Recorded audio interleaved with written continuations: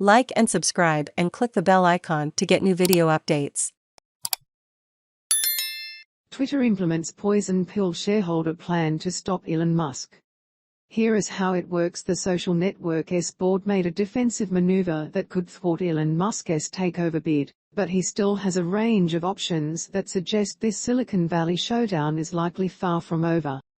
Twitter's board said on Friday it was implementing a shareholder rights plan, known as a poison pill, that would make it harder and more expensive for Musk, or any other would-be buyer, to acquire the company without the board's approval.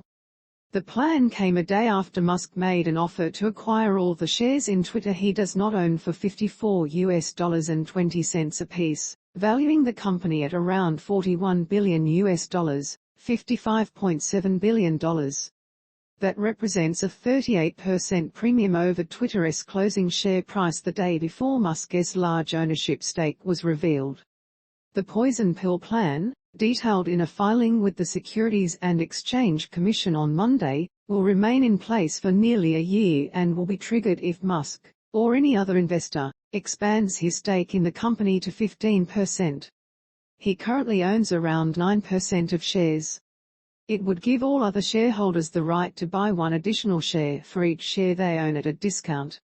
While other shareholders executing their rights to buy new stock under the plan would have to pay $210 for each new share they purchased, Musk, or another hostile investor, would have to pay $420.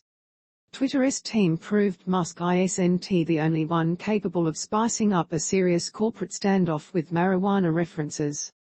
Now, eyes are back on Musk to see how he might respond to the board's defensive measure.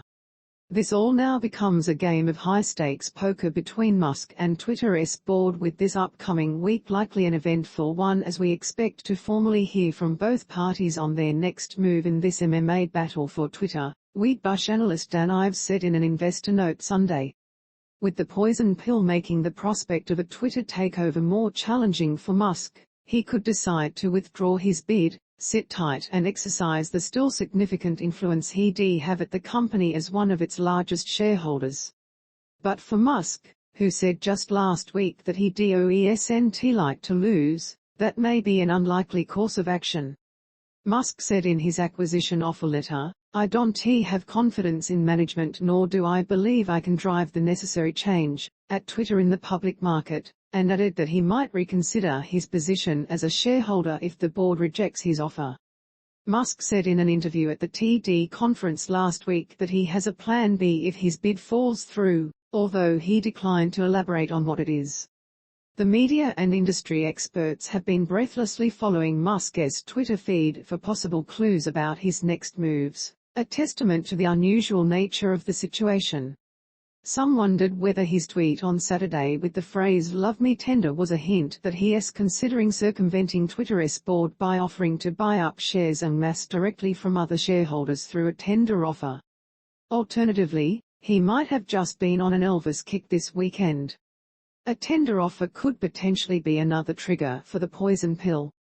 However, Musk could launch a conditional tender offer, making the sale of the shares contingent on the Twitter board withdrawing the pill, said Eel Klein, partner and head of the M&A and securities group at law firm Schultz, Roth and Zabel. The theory of that is that if shareholders tender to that condition, he hasn't violated the poison pill because he is not closing it. And if enough people tender, he can say to the company, "Look, I have the shares ready to be given to me, the only reason they can't is because you, the board, is blocking the will of the shareholders," Klein said.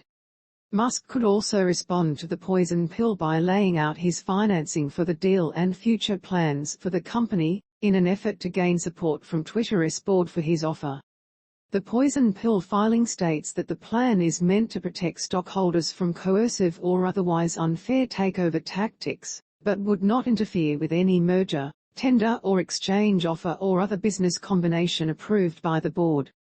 Given Musk's antics over the years as well as comments at last week's TD conference, Wall Street remains skeptical on this bid and more details need to be highlighted to get more investors on board and increase pressure on the board, Ives said in his Sunday note.